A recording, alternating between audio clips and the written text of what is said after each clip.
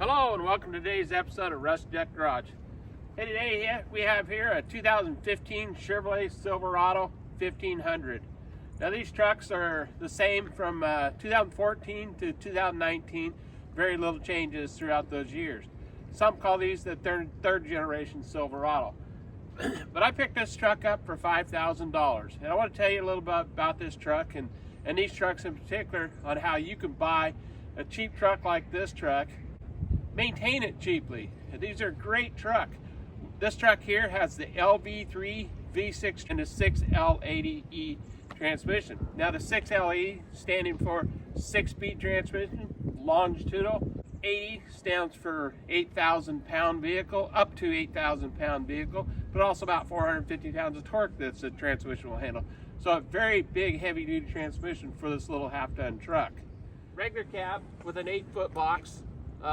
Makes a very handy truck. It's capable of towing. I'm not sure what the towing capacity is, but I'll look that up and put it up in the notes. The fleet truck, it's a work truck. Right. So on this truck, I did swap out the wheels and tires on the truck.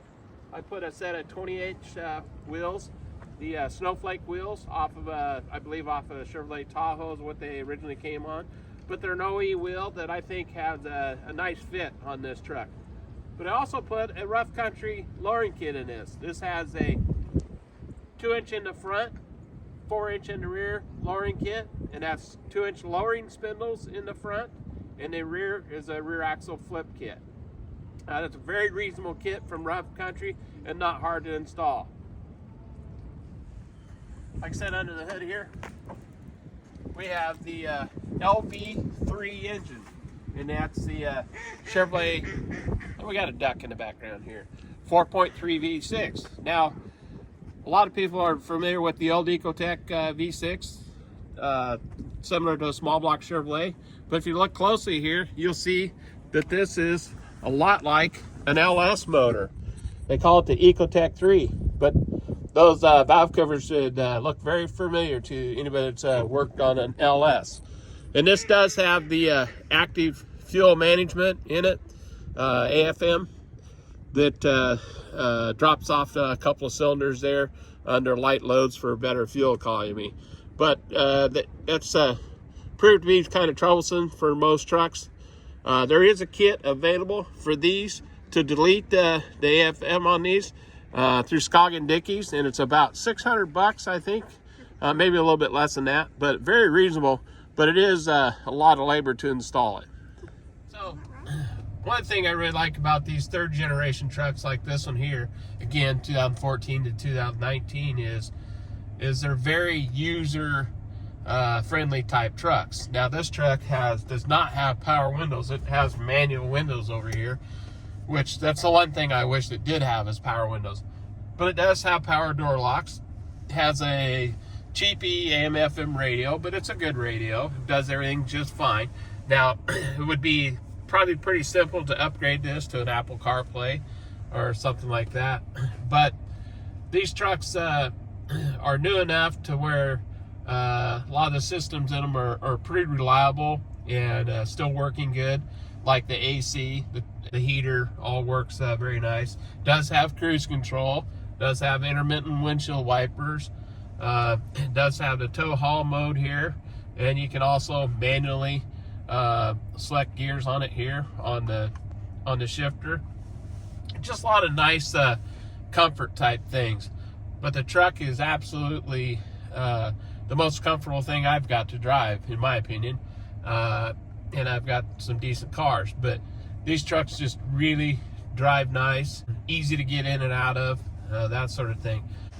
I have not reset the trip odometer here, or the fuel indicator, for 1,000 miles or so, and you can see we're averaging 21 miles a gallon. You can see that it is on E. I'm headed to get fuel now, but yeah, 21 miles per gallon on a half-ton full-size truck that'll tow your trailer.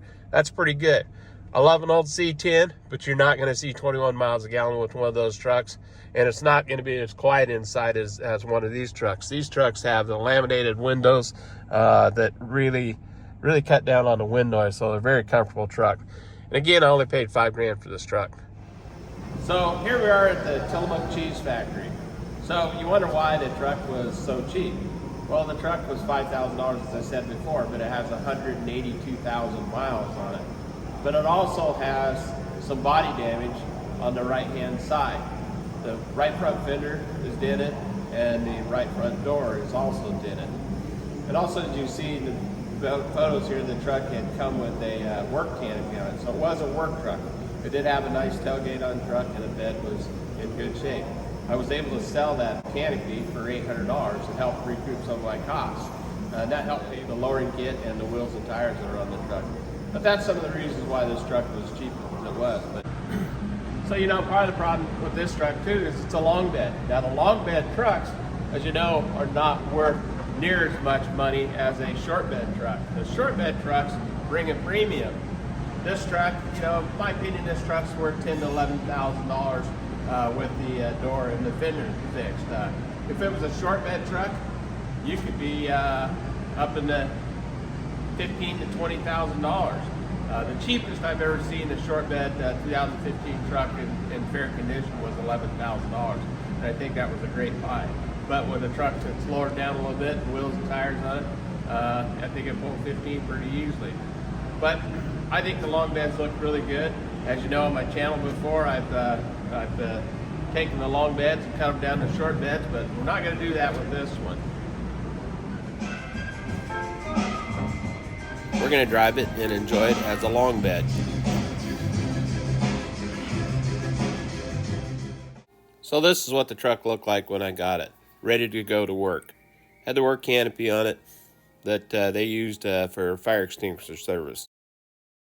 And this is what the truck looked like shortly after installing the Rough Country 2.4 drop kit. That was 2 inches in the front and 4 inches in the rear.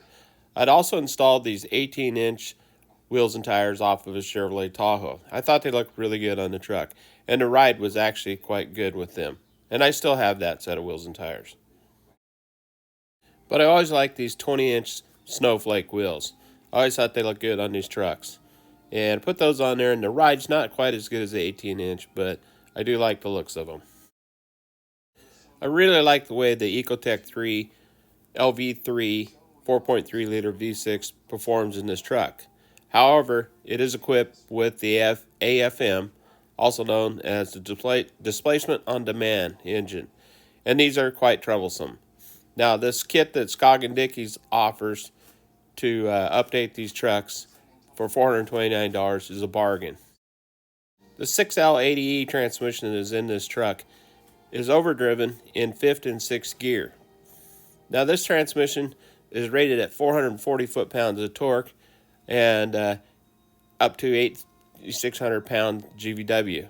So it's very heavy duty for this two-wheel drive half-ton truck. So I guess what I'm saying is this might be a replacement for the old Chevy C10 trucks. Those trucks are getting harder and harder to find, and most of them are in pretty poor shape. And I believe that these trucks can be worked on by you and I in our driveways, and we can fix most anything on them and provide years and years of service for us. So I think they're great trucks. Watch out for them. If you find one out there for $5,000 or so, grab it. They're great trucks. Where were you filming me or the ducks? So on this truck, and here we have some ducks. Aren't they cute? I got it on. And this young gentleman was working at the cheese factory and had some pretty good stories to tell. We hope you enjoyed today's video, and we'll catch you next time at Rusty Duck Garage. I hope you enjoyed today's video, and we'll catch you next time at Rusty Duck Garage.